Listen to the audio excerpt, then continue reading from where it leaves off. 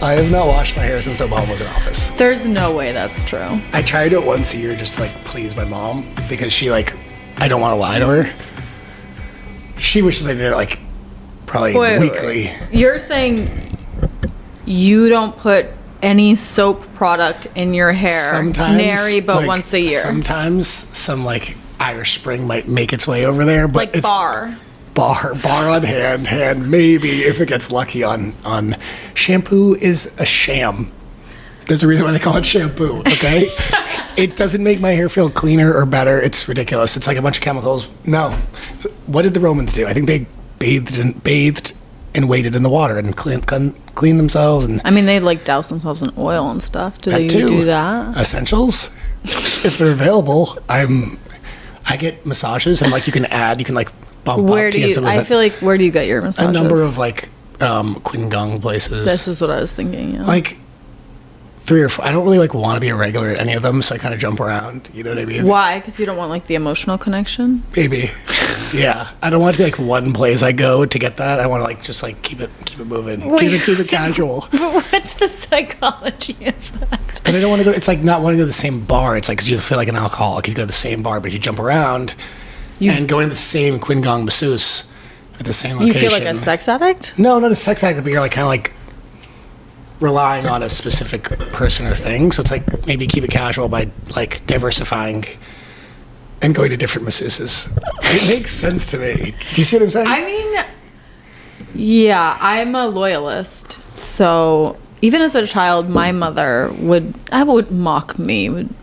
My mother always expressed bafflement at my brand loyalty or loyalty to really anything. What were you identifying with? I can't even, I guess it would be more indicative to say, like, if I don't have the right bread from the one place that I like the bread, which can't be bought in a store, then I simply won't eat. Right. Oh, that's cool. So you have It's not. You have standards. I have incredibly rigid standards. For like everything or just for like stuff you're eating? For everything. I don't order stuff online unless I absolutely have to. I don't use Amazon. Good for you. It is, Amazon is gross. And life shouldn't be this easy. You shouldn't be able to buy things so fast. Yeah, I'm all about adding. My life has a lot of friction in it. I have not taken on the frictionless consumer experience. I don't order groceries. I don't do any of that. I lug things around. Same. I think it's important to do that. But I can't quite put my finger on why it would be important.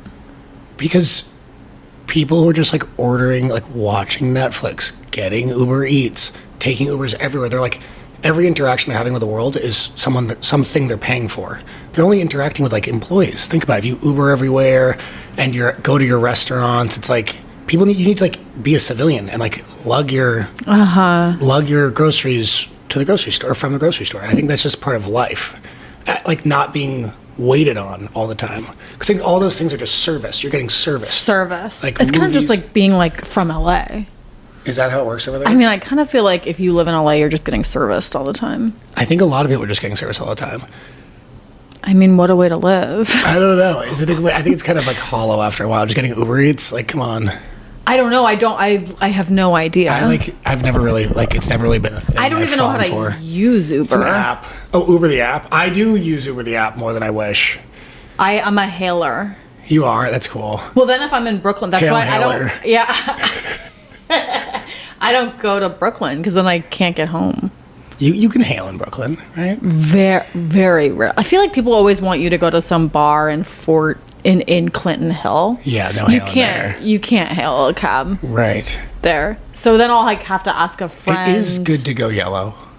I always go yellow. I don't care. I know they smell weird. Once I had this guy. They're better. Well, I think everything is unpleasant, and I think it's good. I think it's good to be in New York City and be surrounded by the scrum. Yeah, I agree. Humanity. I agree. The scrum. Because I'm scrum.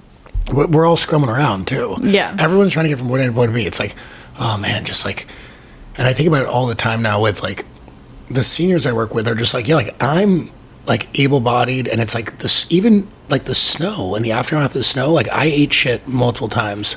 You fell. Yeah, many times. You bled? Bled on my knee. Like bled broke the skin on my knee. Really? Just slipped in the crosswalks. What were It was you a slush doing? puppy out there. It was crazy. Did you not slip whatsoever? No. It was a tundra. But And then it I'm was a slush very puppy. careful.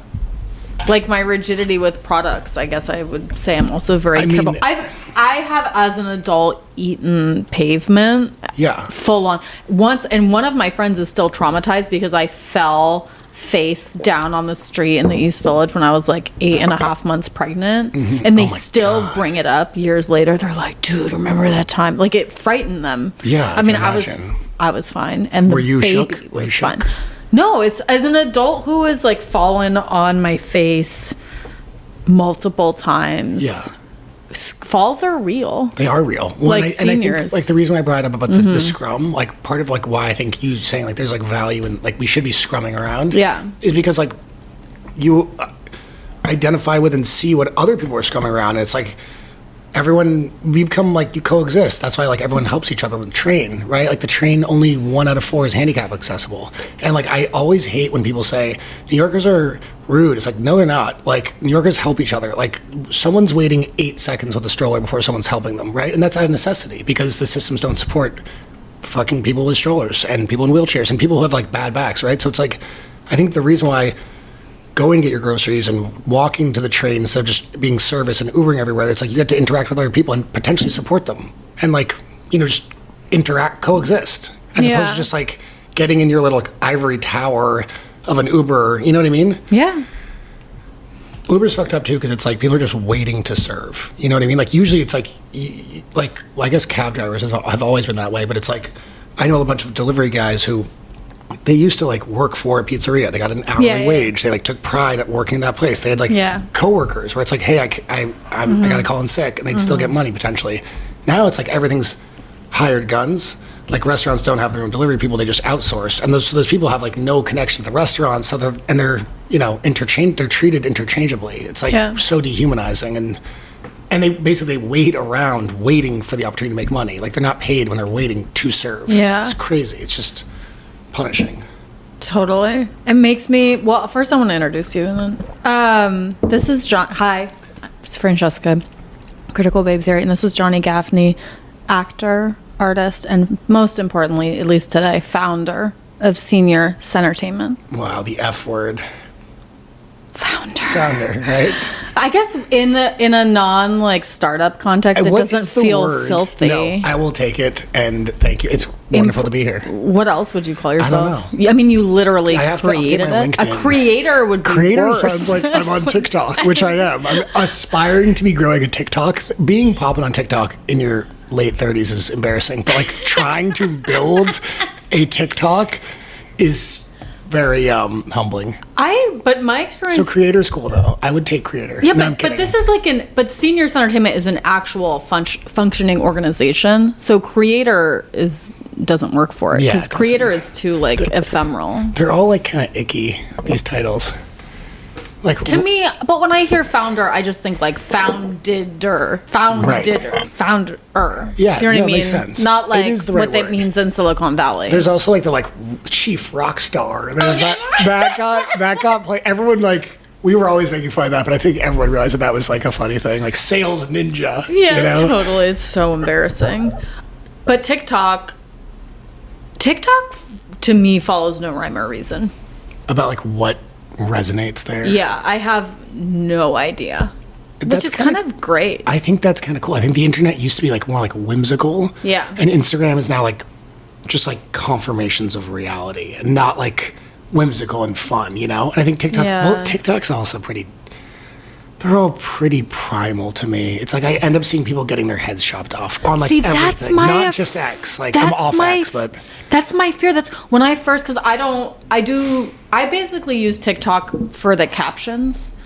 Because they'll like put captions Oh, on a yes, video they in a will. way that's really They really amazing. do. So like I don't even really utilize it as like I don't care about it. I can't look at it because when I first got it, I had this overwhelming fear that at any moment I was going to see something I could never unsee. like what kind of thing would be Somebody getting their head chopped off. Yeah. Like Well- I could feel it was like I don't watch those horror movies like The Ring. No. But it felt like that. Like That could something was happen. gonna come up out of TikTok and Like a snake coming out of a toilet. and like I know. take my soul. Ugh. I know. Well, that happens. Like you kind of get bombarded. It's like once like X just became this like I used to just high school kids like beating each other up, and I'm like, what the fuck? And I was like, I blame myself. I was like, it's supposed to be my algorithm. Like people I know who are like, Saints. and saints are also seeing that stuff. It's like the darkest stuff. It's like so. It's kind of crazy what that's become, and that how commonplace across all platforms that like really dehumanizing stuff has become. It's like, I gross. don't get that on Instagram. On Instagram, they show me just the most banal. It's so boring. It's Like- so boring. Like Etsy shops. No, I don't even. The problem is that I'm not good. I'll watch something that I really don't like because I want to understand what's so annoying Right. about it, which Yes. means that then everything they show me is stuff I really don't like, and then I just get more and more confused, and then Right. like a dog, I disengage. But what did you get? What you wanted? No, Never. you're dissatisfied. Yeah. I do the like exploratory, like peeping of like there's this like positive couple who like give like dating advice. Yeah. About like how to like say affirming things and like what's the thing instead of being like you made me feel right like little but this like know-it-all like really like pristine blonde Aryan couple Yeah. like telling us like how to like on their like kitchen island. It's funny, but like yeah, and I watched that. I'm like as a anthropologist, and then they just keep feeding me more. I'm like enough, and I was just checking it out. But I don't believe anybody. So when somebody online like tells me to do something from a lifestyle perspective, I'm like, look at you. I'm like, Right. look at the way that you're dressed. And look at the fact that you're peddling something. I know. I'm just like, why would I ever trust you? You I look know. like an idiot. Well, I mean, the- not to be a jerk, but Are we talking like life coaches? life coaches, lifestyle, style stuff. Or if someone's like, we need to study. I'm like, if anybody says that, I'm like, no, I don't. And they're talking about like brunch, most likely. Like, what are they talking about? Or they're talking about like Marty Carolyn Supreme's Fest- rollout. Yeah. And you're like, okay, cool, yeah. But Or like Zendaya's styling for the red carpet. I'm like, Yeah. no, I don't need to study that. You know what I'm interested in studying? Like the Decameron. Do you know what I mean? Like something something that's of not substance. like that's not just fleeting for 1 second. Yeah. But I think there's this just like need to feed the content machine, which is like everything's either like breaking news or a hot take. It's like there are not enough hot takes. Like there are too many hot takes, so they're all lukewarm. It's like, but there's this need to just feed the wood chipper. So people like, you gotta check out like the 9 things that Zendaya wore last month. It's like it's not fake news, but it's not news. It's like I know, I just want to interesting. turn on my television. I know, go what analog. mean? Go I analog. do. TV, clicker. I know. You know, VH1. You can't even VH1. I watched Go watch it it behind the music. It'll purify you. Have you watched it behind the music recently? not in like 20 years. It's an amazing show. It's perfect. And I think it holds up. I haven't seen it in a couple of years, but I watched it on YouTube. Really? Celsius. I know. Never trust the There's stuff. like probably like 500. Bleep out the burp. Bleep out the burp. There's probably like 500 milligrams of caffeine right there. Milligrams? I don't do milligrams, babe. Do you, I have a friend who used to track it on a spreadsheet, which is to me like There's drug addict behavior. Like OCD, in my opinion, app that Yeah. I've used called Noom. Do you know what Noom That's like is? a weight loss It app. is. Why were you using that? I wanted to drop a Were couple you- lbs. Were you fat? I mean, no. But I like just want to. I eat like kind of compulsively sometimes. Okay. Like I will just deplete any sort of sweet that's in the house. Like Where's the fact that the bag I of literally candy put that it you out brought? of sight. Oh, I put it out okay. of sight. There's a new M&M's peanut butter. Or no, not peanut butter and jelly. It's new. Yeah. The fact that I haven't like left to go get that is like impressive. So Is it because I gave you I shamed you? no. It's because Okay. I got my dose of the Haribo peaches. You I- ate that. When did you eat I it? bodied them in like the 1 minute you were making the coffee. I was like we were in conversation and I was just like depleting them, just erasing them. I ate a bag. I think I offered you one. You're like, I think I'm good. And I just pummeled them. But you know what I have to say, like in the realm of double standards, I really appreciate that behavior in men because it just seems like they're still teenagers. Being like a compulsive eater.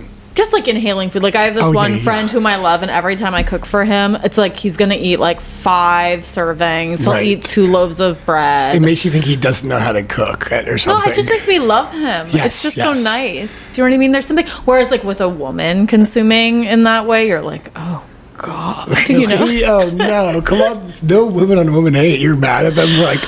I'm just being honest. Am I actually mad at them? I love it. It's a safe I space. just think it's so easy to be judgmental of women for things that can be charming and endearing. It's kind of like, it's like a woman's never wearing a backwards hat. Think about that. I mean, if a woman wore a backwards hat, it'd be like going braless in like the 50s. You know what I mean? It's like a luxury that only a man can really.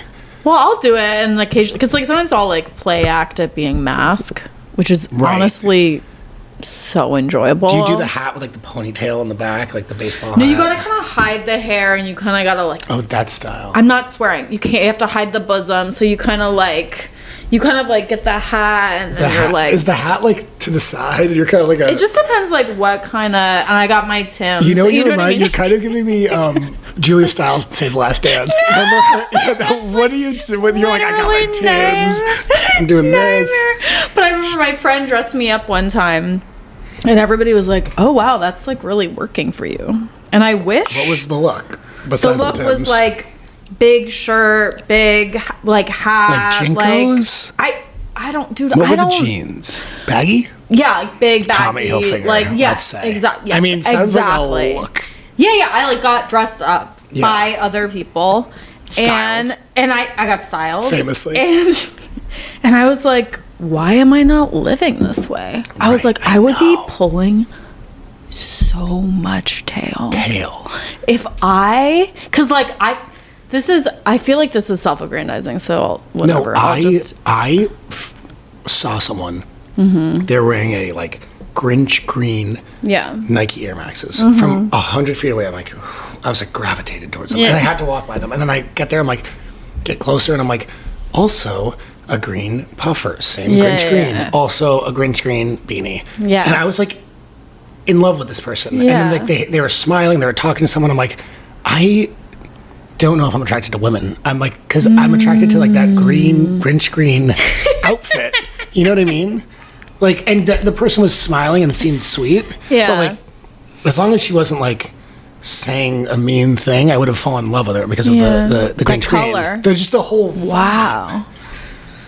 And it wasn't just the outfit alone. It was the energy. Her energy matched the outfit. Yeah. So it was like cohesive. Otherwise, she would have pulled it off. Yeah. But I guess I'm just saying, like, an outfit can change everything, which is a weird thing to recognize as like a guy who's like, I just like chicks. It's like, no, I like green outfits. That really, it could have been on anyone. Could have been on a turtle. You know what I mean? Like, fuck. What does this say about me? And people say I dress horribly. I don't really think about it. I don't think you dress horribly. No, but I don't really think about it that much. I'm like, I see the effect it has on me as a like person experiencing fits in the world. And I'm like, man, like, and every now and then when I put a nice fit on, I'm like, oh, I understand why. Similarly. Huh. I don't know what to say about that. I don't. Do you know what I mean when you just are compelled by a fit? Really? No, because I mean, most men dress so poorly that if I see a man who dresses well, I'm like, oh, you're gay. You're Is that how it works? 100%. Gay guys it's still a thing. Like gay guys have better health and strength. I mean, I'm not contesting. Just it. like no, you know what it is? It's that like effort on behalf of a straight male is to me inherently unattractive. Effort, yeah. And to be effortlessly stylish, a la JFK Jr. I mean, is like a needle in a haystack. Yeah, he's that really man good. was just like. I mean, who else has that? Literally no one. Present day guy who dresses well or just has swag. I mean, not anybody who's like not paying for it a lot. Like Chalamet's being, I mean, not that I don't love, whatever, he's being styled. Right. Who's just has like just native capability? Yeah, native capability. Literally nobody I could think of. If I see a man who's dressed well, that in and of itself is like a sexual, he's eliminated. Wait, eliminated? Because it just simply can't, I've literally just never seen it. Because you assume they're not. I've just never seen a man who can dress well who doesn't have a concurrent amount of terrible character defects. Really? Such as like vanity, pompousness, self-absorption. Like what I'll tell you, like what women are looking for if they're smart is like a capacity for turning attention outward, not inward. Outward. Yeah. Women, I mean. Towards what? Towards them. Okay. Women want attention. And love, of course. Yeah. That much I like, know. Yeah. Like women want to be like adored and focused on, but someone who's like over here, like Okay, in their outfit. What's more of a red flag? A man who is obsessed with the way he presents, like clothing wise, or their body, and they're like in the gym, like, I need my delts this way. Probably number 2, because to me The that gym means guy. like gym guy is like there's a fatal flaw, as in like Right. if push really came to shove, he would probably like abandon you. Like what's that movie, the Force Majeure? Oh my God, Do you know amazing. what I mean? Like push comes to shove, something's gonna happen. Whereas the outfit thing means he'll probably just be more annoying. And you're saying gym guy like would not have your back? Yeah, for sure. I think I see. I think I know. I just feel like if male vanity is repellent. I'm just I gonna put it agree out there. so much. And I'm talking about the straights. I think if you're gay for gay, whatever.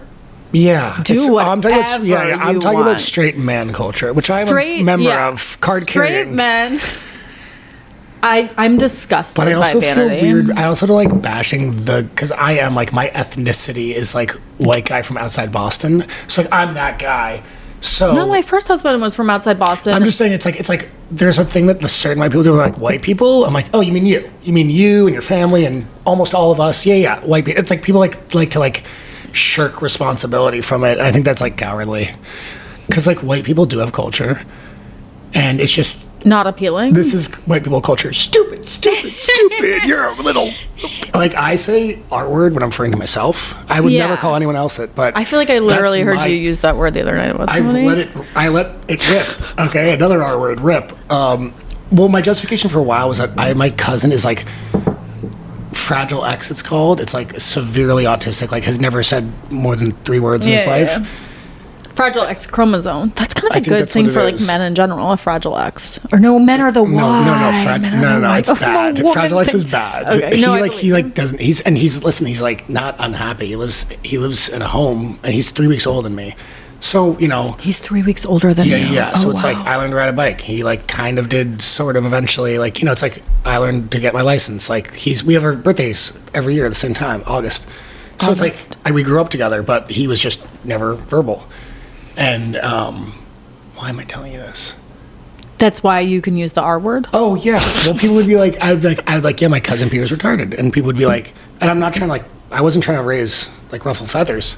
People are like, oh, you mean like mentally? I'm like, no, retarded. Yeah. Like, I mean, and I'm not trying to like be a jerk, and I changed my verbiage around that because I don't want to like offend anyone, and I don't think it's a nice thing to say to him either. But it's like he's not like slightly autistic. Like he's He like cannot really, function he's on as the an end of the adult. spectrum. Yeah. Yeah, and it's just like I think there's just like levels to it.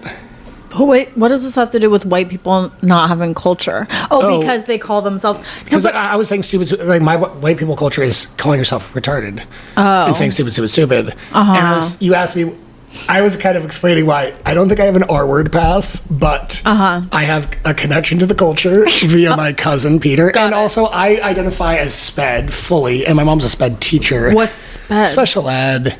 You're special ed. Like Why are you special ed? because I just have like difficult, and I'm like I have a hard time like doing basic stuff because of like ADD and stuff. Like And what?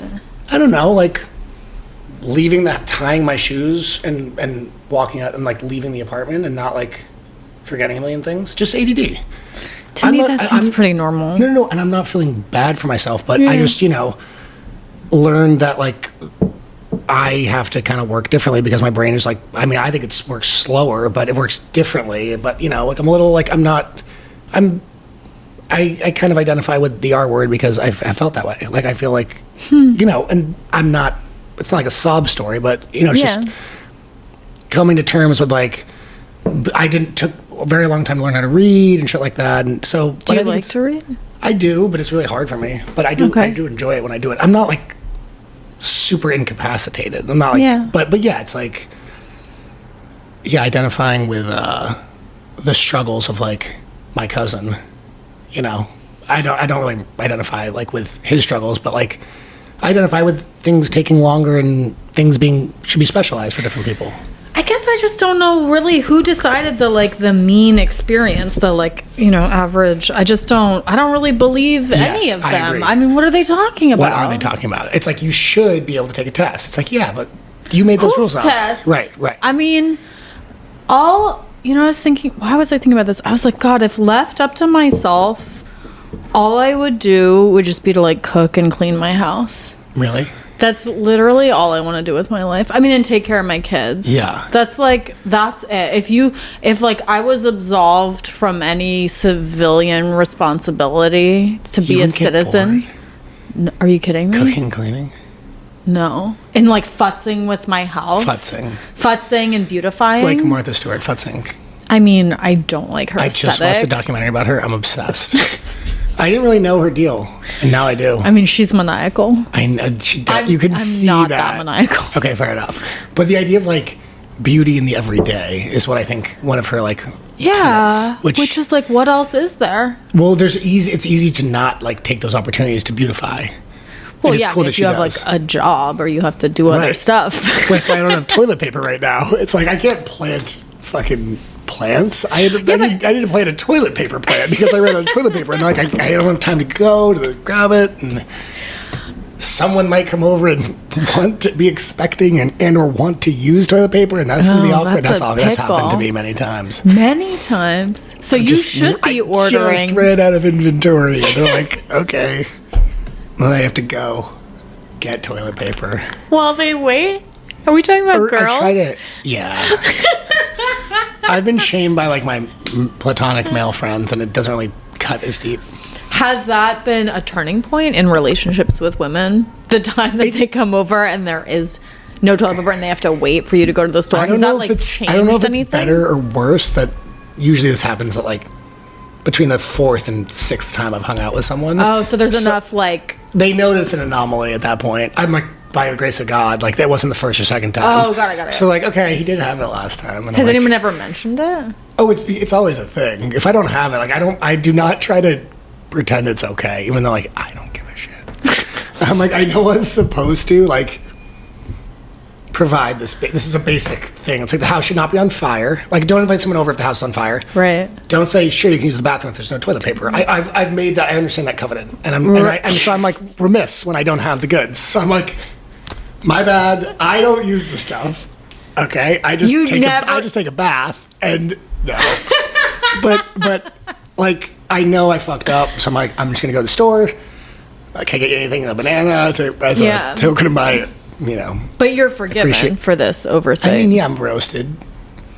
But forgiven. Yeah, but like, roasted but forgiven. But would a woman be forgiven for such an oversight? Probably not. Say that one more time. Would a woman be forgiven for such an oversight? Maybe like maybe the Grinch green chick, but other than that. To me, yes, but like I think that there are expectations that like I've had this conversation with like a bunch of women who talk about like how it's annoying that they have to get their nails done and yada yada yada, like spend money. According to whom do they have to get their nails done? I kind of want to say that. I'm like, who made those rules?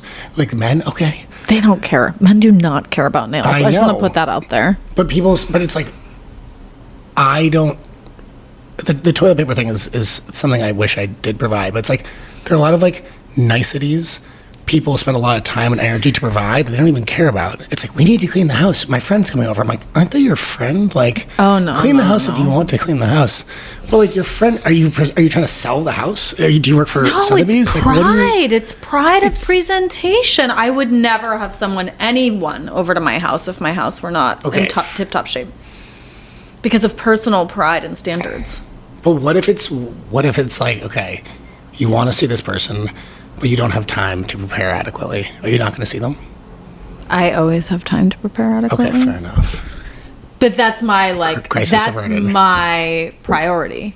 I think that, which is also why I'm sort of maniacal. Like, I think it's unusual to have 2 small children in a pristine home all the time. Work?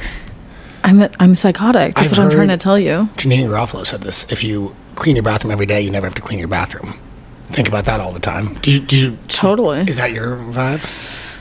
I would say more like my mantra is like everything has a home. And if it's in its home, then you never lose it. Right. Oh my God, that's really... I would like kill someone if you whisper that in my ear. Just put it in its place. Oh, okay. How many steps do I take? You could get me to shoot a man with a gun if you told me to do that. Unquestioned. I would be unquestioned. That's so true though about the harmony. Things are in harmony. I need harmony. I can't think. I had this disgusting... The only piece of furniture that I like had to break up, and basically I lost like, I mean it was hers, but like 70% of the furniture just evaporated, and I don't want to do fast. I found everything on Facebook Marketplace except for I got this like disgusting Temu, like it looks like a CD rack. It's like this wide, and it's like a bunch of like, you put all your shit. I put my weed, my lighters, my passport, all the crap from your pockets. Yeah. And it's just chaos, and it's making me barf every time I walked by it. And I can see it from my bed. And I just got an old scarf that was my mom's. She's still alive. Mm-hmm. It used to be her scarf. Mm-hmm. Draped it. Now, all that visual chaos, it's just, nope, can't even see it. Out of sight, out of mind. It's amazing. But it's like everything has its home. It's like sometimes that home needs a scarf. Like, you know what I mean? Do you know what I'm talking about? Like, this is like beautiful. Your whole setup here is very nice. There's the money jar, which I love. That's for Lent. That's my swear jar every time I break my Lenten vow. What's a swear these days? Like I know like that was SHIT is a swear. Yeah, anything the FCC. There's like the FCC list. You're on FCC rules, okay? Collegiate, I used to work in radio, actually. So you know all the. I mean, I don't know if what I was know the that George much. got like the 12 dirty words. Yeah, I think it's 7. 7. It's like basically the C word. But then C word's one of them for sure. But I was talking to a friend because then I was like, but what about like the P word? Oh, PUS? Yeah.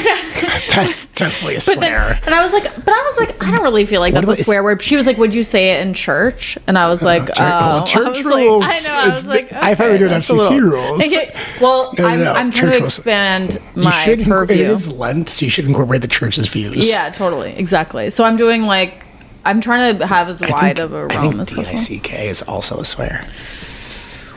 Don't let them tell you otherwise. It's a nasty word for a nasty thing. You know what I heard somebody say am I allowed to spell things? I'm going to spell this because I'm not sure that it is a swear word, but I was so happy to hear it. TWAT. And somebody really good one. Someone was self-referring to themselves as IMA. Yeah, and I was like, God, it's been like a sweet decade since I've heard someone say that, and I felt really invigorated by that use of language. I've heard it in a way like British people say the C word. Yeah. In a fun way. I say the C word a lot. I would do it more if I was a woman. I know. It's maybe the best. I used it on a British customer. I bartend, bragging about how he didn't tip me to someone, and I heard it at the corner of my ear. And I'm reading that book, fucking saying nothing about the Troubles. And I'm like learning what's happening, what the British did to. I'm 3/4 Irish. Until very recently, I thought the potato famine was like a crop thing. I never learned about that shit in Boston. My parents 3 of my grandparents are 100% Irish. One's Armenian. I didn't know about that shit. I was thinking you feel Armenian. A little bit. I'm going there in a week. Really? Yeah. What are you going to do there? I'm going to a wedding in Cairo, and my mom and I've always talked about going to Armenia. And we finally were like, let's do it. We've been talking about it for like 7 years. You're going to a wedding in Cairo right now? Yeah. I mean, it was like... Planned a while ago? Yeah. Okay. Mazel tov. I mean, yeah. It'll be great. Send up a prayer or something. I mean... I guess that's kind of far. Yeah. We're not going to get into that. We don't have to get into that geopolitical conflict. It's just as it relates to my friend's wedding. I just like, he's from Egypt too, so I just... Yeah. That sounds really... are you going to wear like a white linen suit? I'm going to style myself in Armenia. Wow. So I'm going with no clothes. I'm going with like Adidas basketball shorts, and the whole fit is going to come from, I'm going to Yerevan, and then we're going to go to a senior center in Yerevan. Okay, so we should... a choir, a children's choir, and an elders choir. Wow. They're preparing for a concert end of March. Sadly, I will not be there anymore, but I'm going to come sing with them, and when the elder and the youth choir like practice together. Are you a singer? I sing at senior centers, and like I make music, but I'm not like a trained singer. But I sing at the senior centers, and karaoke is kind of like how like I start working with senior centers. It's like a very like easy, approachable thing that everyone can do. It's like pretty universal. So I do karaoke. I host karaoke all the time. So I Can sing you tell us a little bit about Seniors Entertainment, your organization that you're the founder of? Yes. So Seniors Entertainment it's like an arts enrichment program that serves senior daycare centers throughout New York City. And, there's 330 of these older adult centers. They're free via Medicare. So, the seniors don't pay. And you can go there 0 to 6 days a week. And there's food, and there's music, and there's opportunities for connection. And it's also like a cooling center. And naturally, it just provides a lot. And basically, like, I kind of stumbled into it organically. I met this woman, Dory, and I was helping her with her groceries, and we got to where she lives in the Bushwick houses, and it was like 100 degrees, and she had like 100 pounds of yams, and the elevator wasn't working, and I'm like, okay, like, well, hey guys, when the elevators are gonna work? They like start laughing, like, it's the projects, bro. Like, I'm like, oh yeah, sorry. And I was like, I can't just leave this lady. I'm like worried she's gonna like, it's 100 degrees and everything. So she brought me to this place, Lovejoy Senior Center, and it was like everyone knew her name, Dory. They all knew her. Food, it's cool. I was like, thank God for this place. She would have like fainted, Yeah. And so that was 2018, and I started performing music with my friend John Albano, who I have a music project with, and started hosting these like monthly birthday parties. That was the main thing. The last Saturday of the month, every month, we celebrate that month's birthday people. So we would do that at the very least, and then started bringing in friends.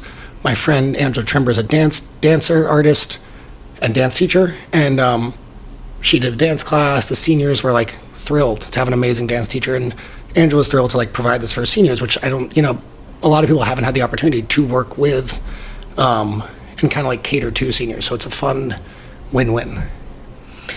And now, how many different centers do you work out of? Like, or do you bring programming to?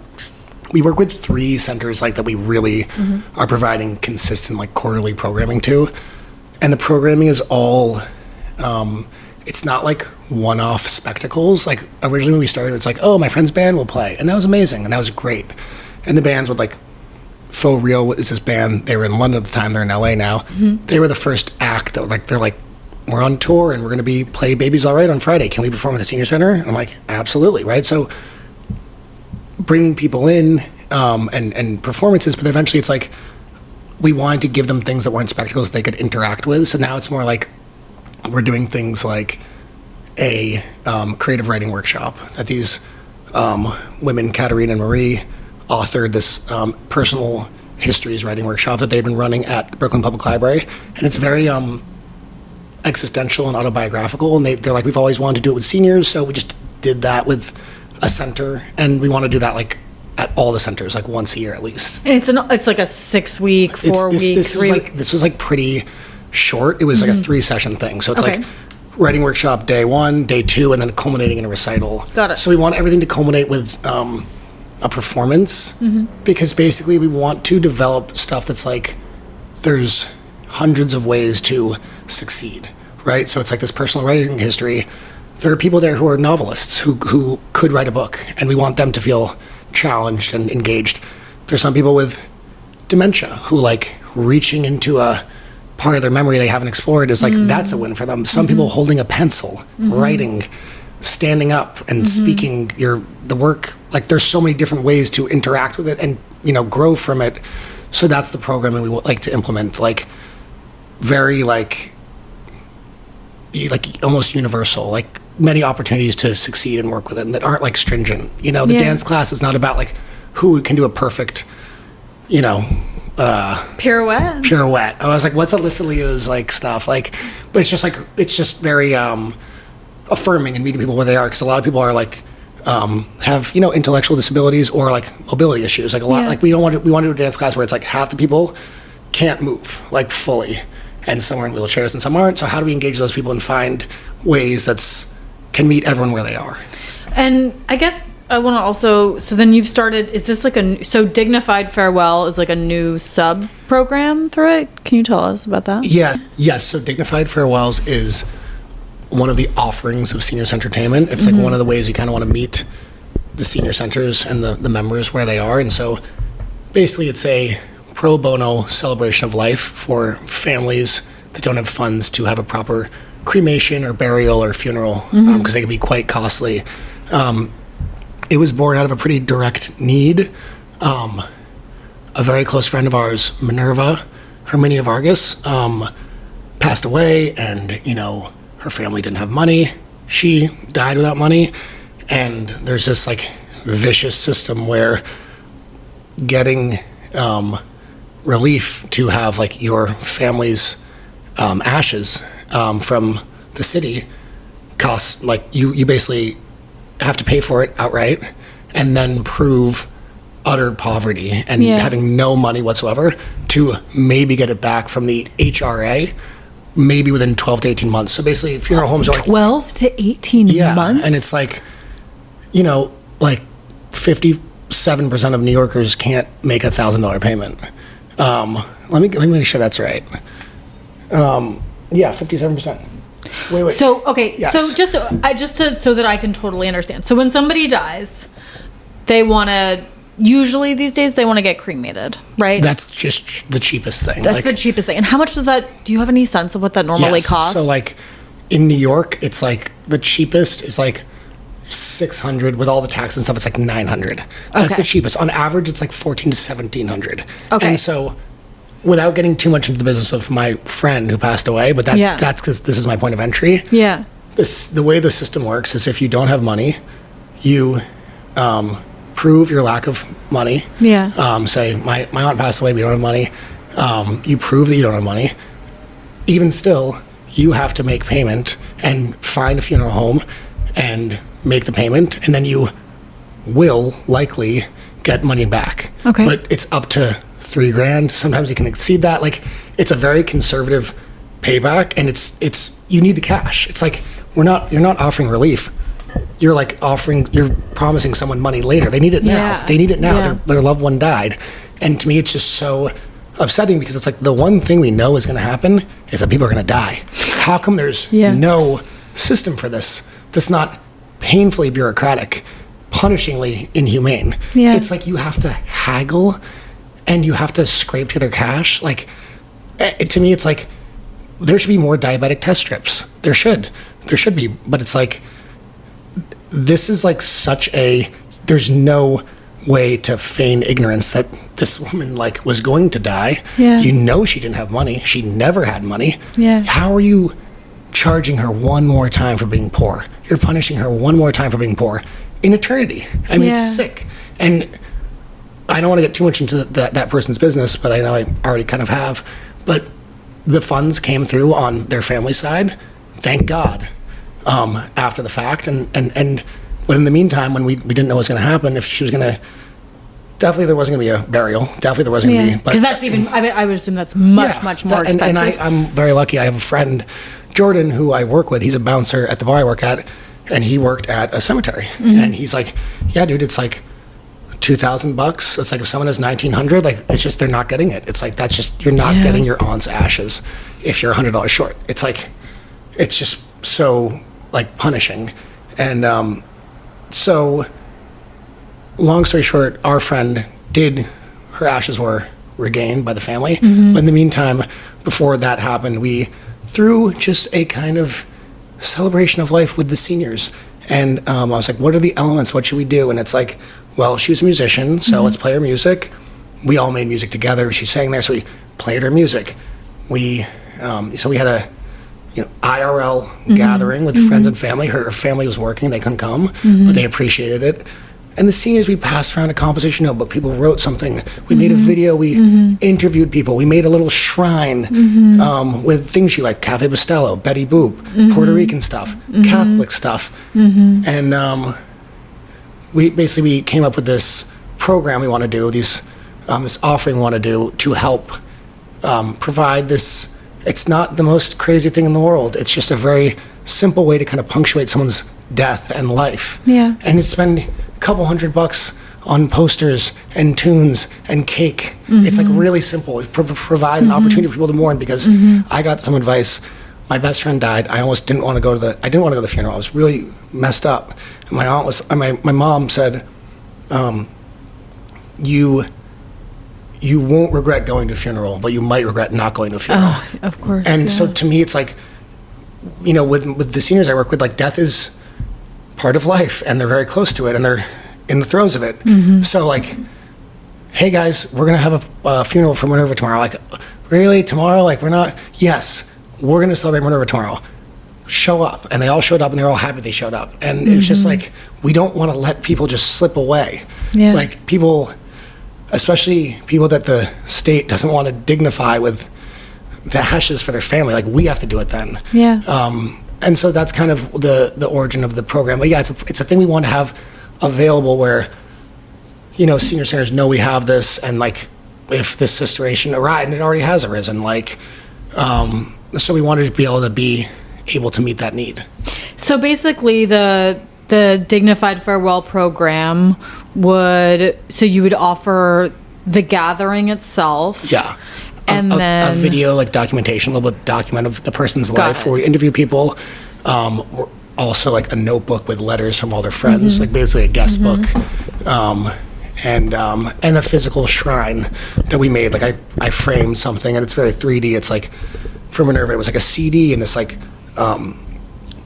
pipe cleaner cross this one Glenda made, like little like trinkets and elements, and a really cool thing that came out of the Minerva funeral as well was, I watched the way the seniors, the artifacts and the elements the seniors reached for, the can of Cafe Bustelo and stuff like that, because I was like, guys, we're making this together. We got to do it. Like, here's some pictures, cut them out.